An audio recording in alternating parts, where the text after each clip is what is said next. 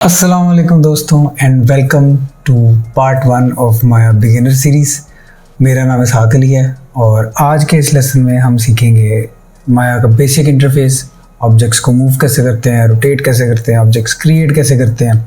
बिल्कुल basic stuff सीखेंगे आज। छोटा सा लेसन होने वाला है, तो चले शुरू करते हैं।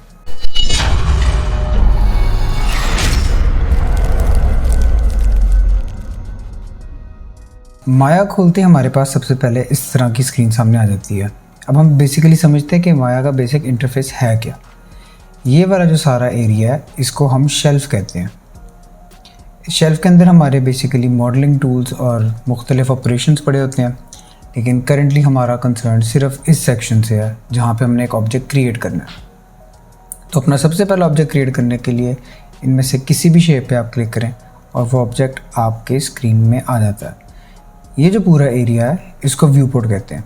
व्यू पोर्ट बेसिकली आपका एक वर्चुअल स्टूडियो है जिसमें आपके सारे ऑब्जेक्ट्स पड़े होते हैं, आपकी लाइट्स, आपकी कैमरास, हर चीज़ यहाँ पे पड़े होंगे और आप अपने ऑब्जेक्ट्स का प्रीव्यू ले सकते हैं। कैमरा लाने के लिए हम ऑल्ट और लेफ़्ट क्लिक दबा के ड्रैग करेंगे। इस तरह हम हमारे व्यू पोर्ट में रोटेट कर सकते हैं। जो दूसरा मूवमेंट का मेथड है वो है ऑल्ट और मिडल माउस। इस तरह हम टम्बल करते हैं या हम अपना कैमरा मूव कर रहे होते हैं।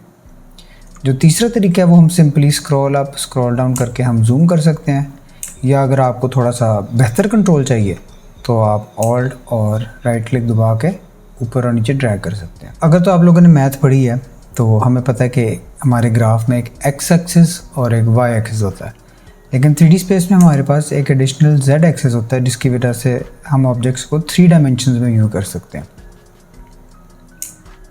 हम हमारे एक्सेस का हमेशा ट्रैक रख सकते हैं इस छोटे आइकन के थ्रू। हम जब भी मूव करेंगे हमें पता होगा कि हमारा जेड एक्सिस है, ऊपर हमारा वाई एक्सिस है और साइड को हमारा एक्स एक्सिस है। एक इम्पॉर्टेंट चीज़ जो हमें नोट करनी है वो ये है कि 3D में जो भी फ्रंट होता है ना ऑब्जेक्ट का, फ़र्ज़ करें अगर आप करैक्टर बना रहे हैं या फिर आप गाड़ी बना रहे हैं, तो जो फ्रंट होता है वो हमेशा जेड होता है, जो कि ये ब्लू वाला आइकन है। अच्छा जी, अब हम इस ऑब्जेक्ट को मूव कैसे कर सकते हैं।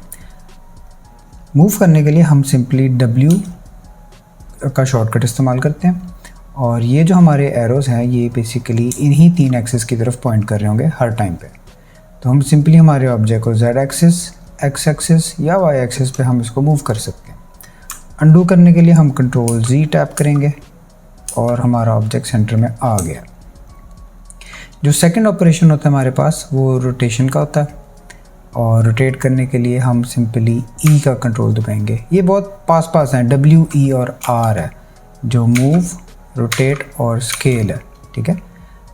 इसी तरह हम जब रोटेट करते हैं हमारा ऑब्जेक्ट तो हम उसको Z एक्सिस पे, X एक्सिस पे या Y एक्सिस के अगेंस्ट रोटेट कर सकते हैं। स्केल भी सिमिलर ही काम करता है। अगर आप ऑब्जेक्ट को फ़र्ज़ करें चाहते हैं कि वो लेंथ में ज़्यादा हो तो फिर हम उसको Z एक्सिस पे स्केल करेंगे, अगर विड्थ में ज़्यादा हो तो हम उसको X एक्सिस में स्केल करेंगे, और अगर आप चाहते हैं उसकी हाइट ज़्यादा हो तो हम उसको सिंपली Y एक्सिस में स्केल करेंगे। अगर आप ऑब्जेक्ट को तीनों ही एक्सिस पे स्केल करना चाहते हैं ओवरऑल, तो आप सिंपली इस आइकन पे दबा के ड्रैग कर सकते हैं ऊपर नीचे। अच्छा, एक और चीज़ जो आपने नोट करनी है वो ये है कि मूव करने के लिए भी हम ये वाला बॉक्स इस्तेमाल कर सकते हैं, लेकिन इसका इस्तेमाल हमने नहीं करना क्योंकि ये बहुत ही अनरिलायबल तरीका होता है। अब फ़र्ज़ करें कि ये ऑब्जेक्ट मैंने उठा के वो उस कॉर्नर पे रख दिया, लेकिन जब मैं कैमरा लाऊंगा तो मैं देखूंगा उसकी पोजीशन कुछ और ही होती है।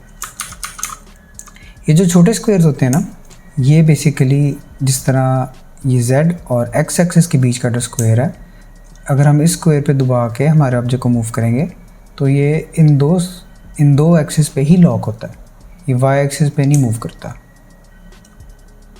ये देखिए,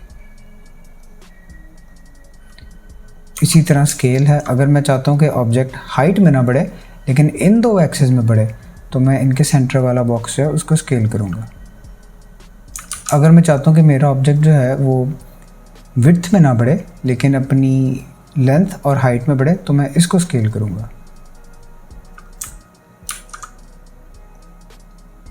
ऑब्जेक्ट डिलीट करने के लिए आप सिंपली डिलीट का की दबा दें। अब हम चलते हैं हमारे बाकी के इंटरफेस की तरफ। आप सिंपली कुछ ऑब्जेक्ट्स क्रिएट कर लें और इनको थोड़ा थोड़ा अलग कर लेते हैं। ठीक हो गया जी। ये वाला एरिया हमारा आउटलाइनर है। आउटलाइनर में बेसिकली हमारे व्यू पोर्ट में या हमारे सीन में जितनी भी चीज़ें पड़ी हैं ना, ये उसको हमें दिखाता है। जिस तरह हमारे पास स्फीयर है, क्यूब है, सिलेंडर है और हमारे पास कोन है। इन ऑब्जेक्ट्स को आप रीनेम भी कर सकते हैं। सिंपली इनके नाम के ऊपर आप डबल टैप करें और जो भी आप इसको नाम देना चाहते हैं आप इसको रीनेम कर दें। रीनेमिंग करना एक बहुत अच्छी आदत है, क्योंकि जब आपके सीन में बहुत कुछ होता है तो फिर ट्रैक रखना बहुत आसान होता है कि कौन सा ऑब्जेक्ट क्या है। एक और चीज़, फ़र्ज़ करें अगर आपका ऑब्जेक्ट कभी गुम हो जाए और आपको नहीं मिल रहा, जिस तरह हमने सिलेंडर को स्क्रीन से बाहर कर दिया, किसी भी ऑब्जेक्ट पे फोकस करने के लिए हम F की दबा सकते हैं। अब फ़र्ज़ करें मैं स्फीयर पे फोकस करना चाहता हूँ तो मैं स्फीयर पे दबा के F दबा दूँगा। अब फ़र्ज़ करें कोई ऑब्जेक्ट मुझे नहीं मिल रहा, हमारा सीन बहुत बड़ा है, तो आप सिंपली इस ऑब्जेक्ट को आउटलाइन में फाइंड करें और F का की दबा दें और ये हमारा सिलेंडर है।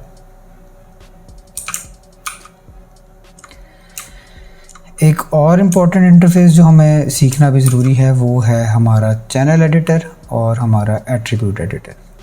इसको एक्सेस करने का शॉर्टकट कंट्रोल ए है और अगर आप कंट्रोल ए बार बार दबाएंगे तो सिंपली हम चैनल और एट्रीब्यूट एडिटर में हम आपस में स्विच कर रहे होते हैं। चैनल एडिटर में हमारे ऑब्जेक्ट की हमारे पास डिटेल्स होती हैं, इसका डेटा पड़ा होता है। अब फ़र्ज़ करें कि ये ऑब्जेक्ट कहाँ पड़ा है, किस जगह पे है, इसकी स्केल क्या है, इसकी रोटेशन क्या है, वो सारी इन्फॉर्मेशन हमें चैनल एडिटर में आ रही होती है। एट्रीब्यूट एडिटर इसी का आप कह लें, ये दोनों भाई बहन ही हैं आपस में। हमारे पास देखें ये डाटा यहाँ पे भी आ रहा है, लेकिन एट्रीब्यूट एडिटर के कुछ एडिशनल बेनिफिट्स भी हैं जो कि हम आगे जाके सीखेंगे। ये वाली जो इनपुट्स है ना, हम सिंपली इनको ड्रैग करके रीसेट भी कर सकते हैं ज़ीरो टैप करके, लेकिन स्केल के साथ ज़ीरो ना कीजिएगा क्योंकि आपका ऑब्जेक्ट गायब हो जाएगा। स्केल हमेशा जो डिफ़ॉल्ट स्केल होता है ना किसी भी चीज़ का, वो 1 होता है। तो अगर आपको उससे छोटा करना है आप 0 पॉइंट में कोई वैल्यू ऐड कर सकते हैं। इसके थ्रू हमारे पास थोड़ा ज़्यादा प्रिसाइज कंट्रोल होता है। अब फ़र्ज़ करें अगर मैं चाहता हूँ कि मेरा ऑब्जेक्ट एग्जैक्टली 5 यूनिट्स फ्रंट की तरफ जाए, तो मैं ट्रांसलेट जी में 5 की इनपुट डाल दूँगा। ट्रांसलेट, मूव बेसिकली ये पोजीशन को ही रिप्रेजेंट करते हैं। अगर मैं ऑब्जेक्ट को चेंज कर रहा हूँ तो मैं इसकी ट्रांसलेशन चेंज कर रहा हूँ। ट्रांसलेशन बेसिकली इसकी पोजीशन ही होती है।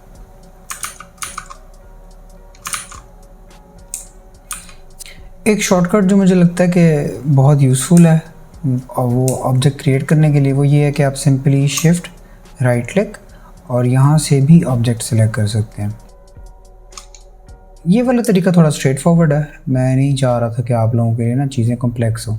असल में ना माया के अंदर हमारे पास एक काम करने के कई तरीके हैं। अब फ़र्ज़ करें मुझे ऑब्जेक्ट क्रिएट करना है ना, तो मैं यहाँ क्रिएट में जाके पॉलीगॉन प्रिमिटिव्स में जाके भी ऑब्जेक्ट क्रिएट कर सकता हूँ, लेकिन एक सिंपल तरीका ये शेल्फ वाला है।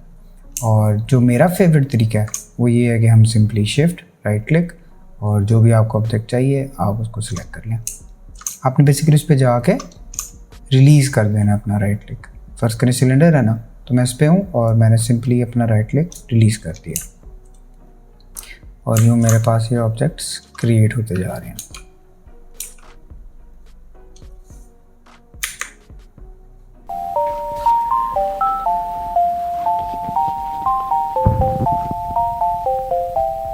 तो जिस तरह आप लोग देख सकते हैं मैंने यहाँ पे एक बिल्कुल बेसिक सा सीन क्रिएट किया और हमने एक छोटी सी चिड़िया सी बनाई है और इसके साथ हमने एक दरख्त बनाया।